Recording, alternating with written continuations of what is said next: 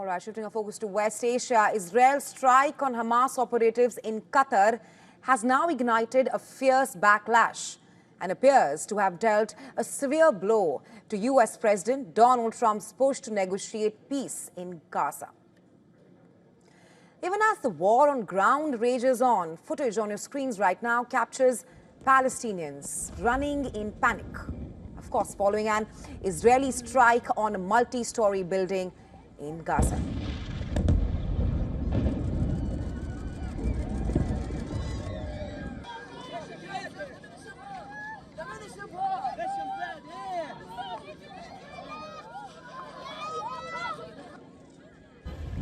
Israel has issued evacuation warnings across Gaza City, and Palestinians say that they have nowhere left to go.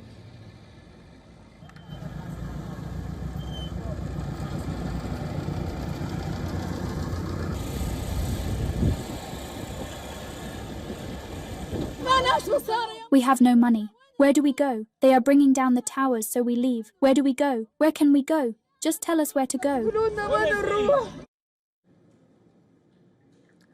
By green-lighting this attack against Qatar, Israeli Prime Minister Benjamin Netanyahu has essentially torpedoed the fragile diplomatic talks, leaving Washington blindsided and throwing the future of ceasefire talks into abyss. Trump said that Israel's strike on Hamas targets in Qatar does not advance Israel or, for that matter, America's goals.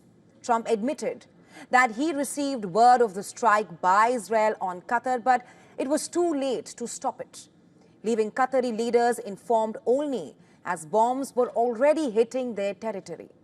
Officials in Doha said that the warning from Washington came after the operation by Israel had already begun.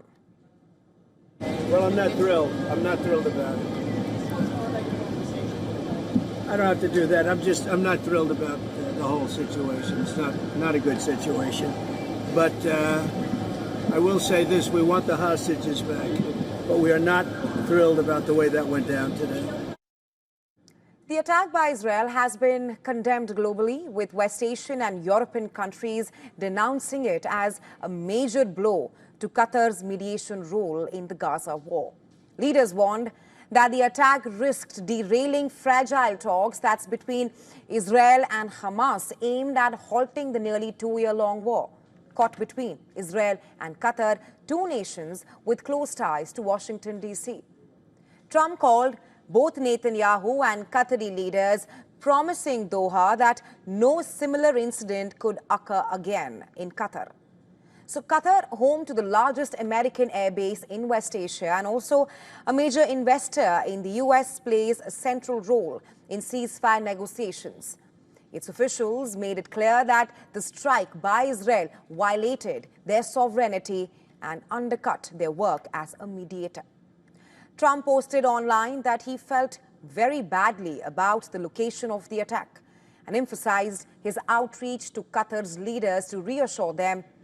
White House Press Secretary Karoline Leavitt said that Trump personally promised both the Emir of Qatar and the Prime Minister that no such strike would take place on Qatari soil again. Now, the Israeli attack authorized by Benjamin Netanyahu seems to now test Trump's ability, the U.S. president's ability to balance his public backing of Israel with his push for diplomacy in Gaza. Netanyahu defended the strike as an entirely independent Israeli operation.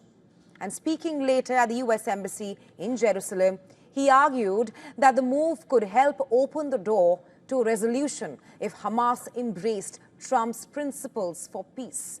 At least 6 people have died in the Israeli attack, including top Hamas negotiator Khalil al-Hayya's son and also a Qatari security officer. Reactions poured in across the region. Qatar accused Israel of violating international law, while Arab and European leaders issued sharp condemnations. The United Arab Emirates warned that the strike carried extremely dangerous repercussions.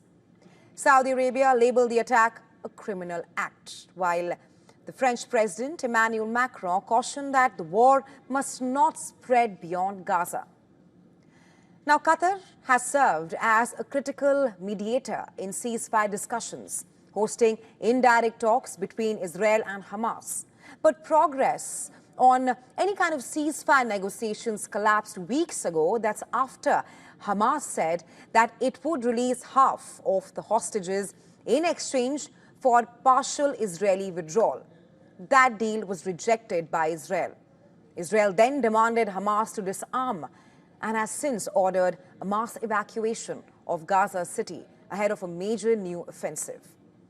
Arab nations, already alarmed by mounting civilian casualties and humanitarian devastation in Gaza, now fear that Israel's strike in Qatar could perhaps escalate the crisis across the region, with peace talks in Gaza appearing even more distant than before.